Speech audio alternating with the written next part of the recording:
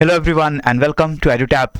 Friends, chapter number 15 of the FM component. इस chapter के अंदर हमारी जो फाइनल अकाउंटिंग स्टेटमेंट्स होती हैं, जैसे कि हमारी बैलेंस शीट है, हमारी इनकम स्टेटमेंट है, इनसे जुड़ी हुई बहुत इंपॉर्टेंट बेसिक इन्फॉर्मेशन आपके साथ शेयर की गई है, जिसके ऊपर क्वेश्चंस भी आपको एग्जाम में देखने को मिलते हैं। So in this short video we will be basically talking about the disclosures और the items which have to be mentioned in the balance sheet which is released by any firm or enterprise at the end of the accounting period।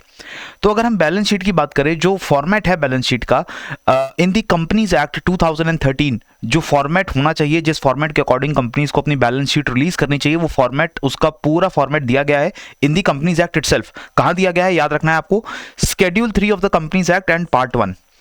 Companies act के schedule 3 का part 1 है, वहां पर आपका balance sheet का pro forma है। कैसा format होता है? वर्टिकल फॉर्मेट होता है। यहां पर आपको दो पिक्चर्स दिख रही हैं साइड बाय साइड, तो आप कंफ्यूज मत होइएगा कि हॉरिजॉन्टल फॉर्मेट है। Assets and liabilities in a balance sheet they are not listed one in front of another. Horizontally list नहीं करते हैं।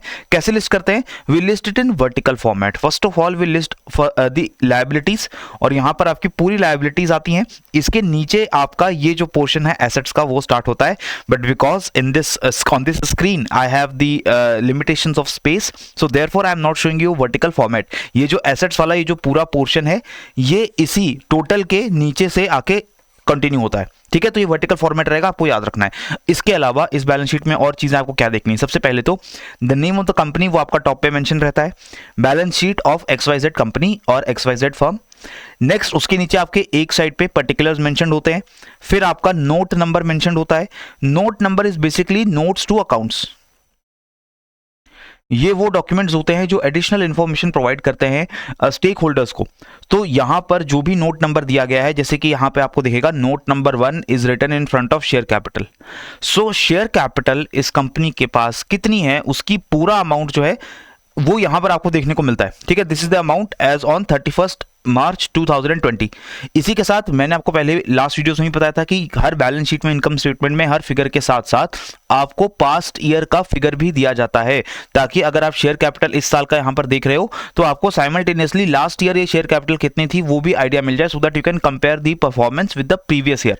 तो यहां पर आपको 2019 का, यहां पर 2020 का, 2020 2019 दोनों का शेयर कैपिटल दिख गया। लेकिन शेयर कैपिटल का आगे और डिटेल्स, शेयर कैपिटल में कितनी प्रेफरेंस शेयर है, कितना ऑर्डिनरी इक्विटी शेयर है, इस शेयर होल्डर्स में से कितना जो पैसा है वो आपने वो अभी कॉल इन अरियर में पड़ा है या ड्यू में पड़ा है, ये सारी जो इन्फॉर्मेशन है वो आपकी इस नोट नंबर 1 के अंदर फर्दर डिस्क्लोज की जाती है। तो ये जो नोट्स नंबर है, this is basically denoting the document which a stakeholder should look to if they want to find some additional information. So therefore note number 2 it is meant for reserve and surplus. reserves and surplus का further सब classification आपको note number 2 में मिलेगा। note number 3 के अंदर long term borrowings जो हैं, long term borrowings में आपकी कौन सी बोरोइंग्स हैं जो बैंक से टर्म लोन लिया गया है, कौन सी बोरोइंग्स आपकी डिबेंचर्स है, कौन सी बोरोइंग्स पिछले 1 साल के अंदर आपको रीपे करनी पड़ेंगी, ये सारी जो इन्फॉर्मेशन है वो आपको इन नोट नंबर 3 में डिस्क्लोज करनी पड़ेगी। ठीक है, similarly note number 4 for tangible assets, further disclosing the information related to tangible assets, and note number 5 for cash and cash equivalents. ये notes to accounts additional information देने के लिए होते हैं। तो आपने परफॉर्मा देख लिया, क्या होगा? सबसे पहले you will list down the equity and liabilities. Equity liabilities में सबसे पहले तो आप जो शेयर होल्डर्स की इक्विटी है, फंड्स हैं, उसको आप लिस्ट डाउन करोगे। इसमें शेयर कैपिटल है, रिजर्व्स एंड सरप्लस है, money which is received against share warrants, ये सारी चीजें लिखोगे। इसके बाद share application money, then non current liabilities, that is long term liabilities which includes long term loans, deferred tax liability, other long term liability, long term provisions. Current liabilities में short term liabilities आपके आ जाएंगे, short term borrowing, trade payable, other current liability. इसके बाद आपके assets आते हैं। ये सारी लायबिलिटीज और इक्विटी को टोटल करके आप यहां पर अपनी टोटल लायबिलिटी लिखते हो, and this total liability should be equal to this total amount of assets. Right, ये एक फंडामेंटल रूल है कि यहां पर आपको जितना टोटल लायबिलिटी दिखेगी, ये टोटल लायबिलिटी यहां पर जो टोटल एसेट आपको दिख रहा है उसके बराबर होनी चाहिए। क्लियर है? इसके साथ नॉन करंट एसेट्स आपके short term assets, sorry fix long term assets हैं, जिसमें आपके फिक्स्ड मशीनरी आ गई, प्रॉपर्टी, लैंड, इक्विपमेंट, ये सब चीजें आती हैं। इसके बाद non current investments, long term investments, deferred tax assets, the assets which will help you reduce your tax in the future years, long term loans and advances, जो आपने लोन्स आगे फॉरवर्ड किए हैं। इसके बाद current asset, short term asset, जिसमें आपका cash भी आता है, कैश इक्विवेलेंट्स भी आते हैं, करंट इन्वेस्टमेंट्स आती हैं, inventory, trade receivables, all of these things you have to list down. Now for exam, क्या एग्जाम में आपको पूछा जाएगा? एग्जाम के लिए आपको पूरी लिस्ट याद रखने की जरूरत नहीं है. You just should have an idea that what is basically an asset and what is a liability, what is a non current asset, what is a current asset, what is a part of share holder fund, what is part of non current liability and what is part of current liability. ये सारी बस information आपको basically पता होनी चाहिए. ठीक है. इसके अलावा कुछ जनरल इंस्ट्रक्शंस आपको आइडिया होना चाहिए, जैसे कि करंट एसेट को कैसे डिफाइन करते हैं. According to the companies act proforma, any asset is considered to be a current asset if it is expected to be realized, sold or consumed in the entity's normal operating cycle. कोई ऐसा asset जो company की normal operation cycle में use up हो जाए या sell out हो जाए या उसे कंज्यूम कर दें, तो हम उसे क्या बोलेंगे? करंट एसेट बोलेंगे. इसमें नॉर्मल ऑपरेटिंग साइकिल का मतलब आप समझिए, we will also discuss it in the future videos. ये नॉर्मल ऑपरेटिंग साइकिल आपकी किसी भी फर्म की स्टार्ट होती है from procurement of raw material, then production, then processing and then final the selling of your finished goods. और उस cell होने के बाद जब आपके पास इनकम के रूप में कैश आ जाता है, तब वो आपकी साइकिल कंप्लीट होती है. तो आपकी ऑपरेटिंग साइकिल, आपने पहले खर्चा किया, खर्चे में आपने रॉ मटेरियल खरीदे, अपनी बिल्डिंग सेटअप की, ऑफिस सेटअप किया, और फाइनली आपने जो अपना प्रोडक्ट बेच करके पैसा जनरेट किया, इनकम कमाई, इस पूरे टाइम स्पैन को हम ऑपरेटिंग साइकिल कहते हैं. इस ऑपरेटिंग साइकिल के बीच में अगर आपका कोई एसेट यूज अप हो जाता है, तो वो आपका करंट एसेट होगा. जैसे आपके रॉ मटेरियल्स हैं, यूज अप हो जाते हैं. कैश भी आपका इस ऑपरेटिंग साइकिल में कंज्यूम होता रहता है, तो वो भी आपका एक करंट एसेट है. ठीक है. इसी तरीके से आपके कोई भी दूसरा एसेट जो आपकी उसी ऑपरेटिंग साइकिल में पूरा यूज हो जाएगा, उसे हम बोलेंगे करंट एसेट. कंफ्यूज मत होइएगा. Do not think that if a machinery is being used to produce certain goods, तो उस ऑपरेटिंग साइकिल में तो मशीन भी यूज हो रही है, लेकिन वो मशीन ऐसा नहीं है कि सिर्फ ऑपरेटिंग साइकिल में, एक ही ऑपरेटिंग साइकिल में यूज होगी. वो मशीन अलग अलग ऑपरेटिंग साइकिल्स में यूज होगी. It will be used for many operating cycles, right? So that is why it will not be a current asset. In a single operating cycle, if any asset is being consumed, then it is a current asset.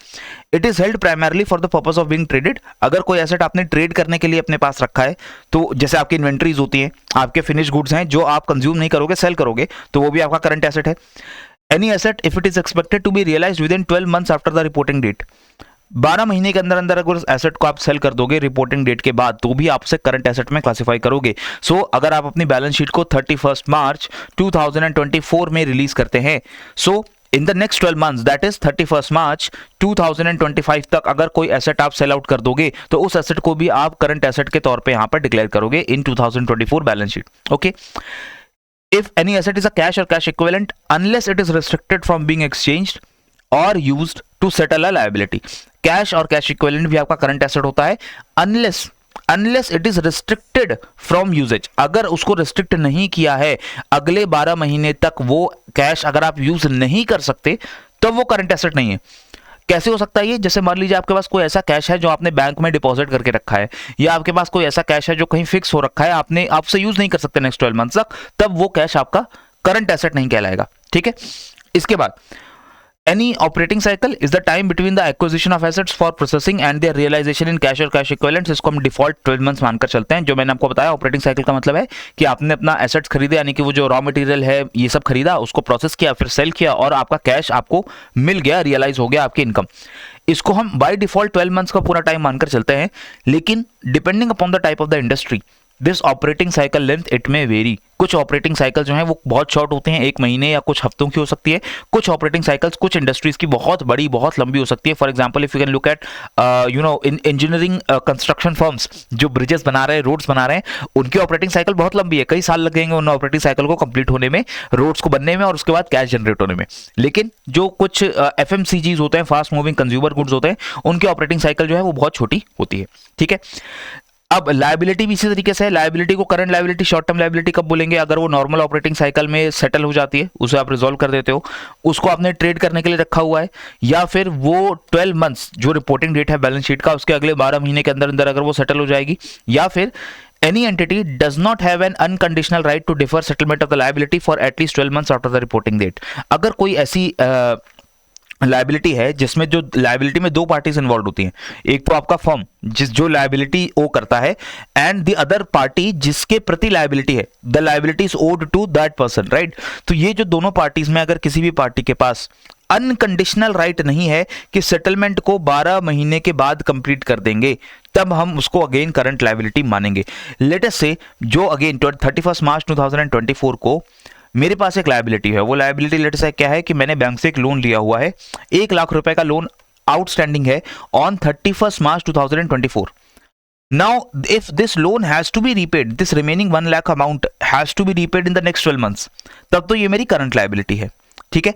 लेकिन अगर मेरे bank के पास या मुझे अपने loan agreement में हमारे पास ये राइट है कि मैं इस 1 लाख को 1 साल के बाद भी पेमेंट कर दूंगा, मैं जो पेमेंट है इसको डिफर कर दूंगा, इसको डिले कर दूंगा, अगर हमारे पास ये राइट है तब तो मैं इसे करंट लायबिलिटी नहीं मानूंगा, because it may be converted into a long term liability. But अगर बैंक और मेरे किसी के पास भी राइट नहीं है कि ये लायबिलिटी को और डिले किया जाए और अगले 12 महीने के अंदर अंदर इस लायबिलिटी को हम पे करेंगे ही करेंगे, तब हम इसे current liability, short term liability मानूंगा. मोटा मोटा in a nutshell what you have to understand is any current asset और current liability is defined basically on the time scale of default 12 months और a normal operating cycle. Normal operating cycle मान लीजिए या default हम 12 months मानकर चलते हैं, क्योंकि अलग अलग इंडस्ट्रीज तो आपको क्वेश्चन में ध्यान रहेगा नहीं. तो डिफॉल्ट 12 महीने में अगर कोई एसेट आपका यूजअप हो जाता है या कोई लायबिलिटी रिजॉल्व हो जाती है तो वो करंट है, अदरवाइज वो नॉन करंट है. Clear? So that is what you had to remember about your balance sheet, the basic information. लेकिन और डिटेल में इन इन्फॉर्मेशन को समझने के लिए या फिर इस पूरे अकाउंट्स के सब्जेक्ट को आप और बेटर तरीके से समझना चाहते हैं, then this course has already been launched by Edutap, जिस कोर्स के अंदर आपको 75% डिस्काउंट अवेलेबल हो रहा है. आप एडुटैप 75 कोड यूज करें तो you can get this course for after 75% discount, and already this course is very affordable. And if you want to clear the JAB examination in a single attempt, clearing all the 4 papers in a single attempt just like I did, तो आपको ये 4-in-1 master course ले लेना चाहिए मेरे हिसाब से, जिसके अंदर आपको IIFS, PPB, RBWM, AFM हर सब्जेक्ट के recorded videos, live classes, revision notes, इसके अलावा चैप्टर, हर चैप्टर के बाद chapter wise quiz, 10 full length mock test for every subject, that is 40 full length mock tests for all the 4 subjects, and your previous year's questions paper with solution for all the 4 subjects. ये सारी चीजें आपको किसी और course में इतनी affordable तरीके से नहीं मिलेंगी, ये मेरी गारंटी है. So if you want, go and check out the course, एक थोड़ा एक्सप्लोर करिए, ट्रायल करिए. अगर आपको सही लगता है you can subscribe, otherwise you can give us a suggestion कि इस कोर्स को और बेटर कैसे बनाया जाए आपके लिए. ठीक है, सो इसी के साथ मुझे दीजिए इजाजत. पढ़ते रहिए, बढ़ते रहिए. जय हिंद एंड जय भारत.